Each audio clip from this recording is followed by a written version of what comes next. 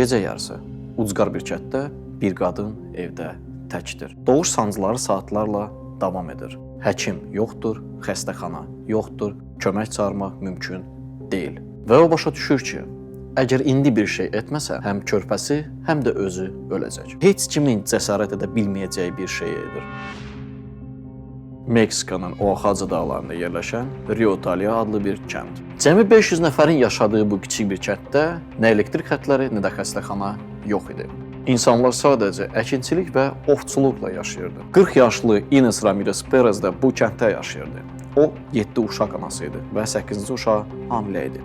4 mart 2000-ci il, axşam saatları. Ines mətbəxdə yemək hazırlayırdı. Birdən qarnında güclü bir sancı hiss etdi. Əvvəlcə düşündü ki, bu sadəcə normal doğuş sancısıdır. Amma saatlar keçdikcə ağrı daha da şiddətləndi. Həyat yoldaşı evdə yox idi. O, Maralovna getmişdi. Evdə yalnız uşaqları və Ines idi. O, uşaqları oyanmasın deyə saatlarla səsini çıxarmadan bu ağrıya dözür. Amma bir müddət sonra o anlayır ki, uşaq normal doğulmayacaq. Ines əvvəllər də hamilə ikən bətnində körpəsi ölmüşdü.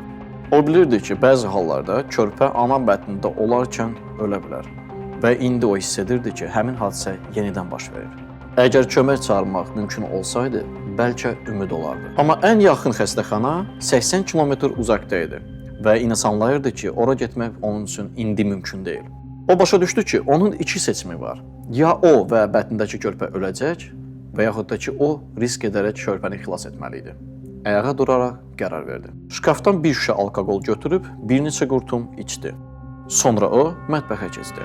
Otaqdakı tək işıq şam alovunun titrəyən işığı idi. Masada bir neçə saat əvvəl toyuq kəsdiyi 15 sm-lik bıçağı götürdü. O yerdə oturdu, köynəyini qaldırdı və bıçağı qarnına sancdı. Bıçaq dərisini kəsəndə Ines dəhşətli ağrı hiss edərək qışqırdı. Bu səs uşaqları oyatdı. Uşaqlar otağa qaçaraq anasını qan içində gördülər. Ines uşaqlarının ona baxdığını gördü, amma o dayana bilməzdi. O, bıçağı göbəyinə qədər çəkdi və ikinci bir dəlik açdı. Ines əlini yarasına saldı və daxili orqanların arasından körpəsini axtardı. Bir neçə saniyə sonra o körpəni tapdı və çölə çıxartdı. Sağlam bir oğlan uşağı. Ines son gücünü topladı və bıçaqla göbək bağını kəsdi. Körpəni yerə qoydu və huşunu itirdi. Uşaqlardan biri dərhal kəndə qaçaraq kömək çağırmağa getdi və bir neçə saat sonra lazımi kömək gəldi. Kənd sakinləri gələndə gördüklərinə inanmadılar. Qan içində bir otaq, huşsuz ana və ağlayan körpə.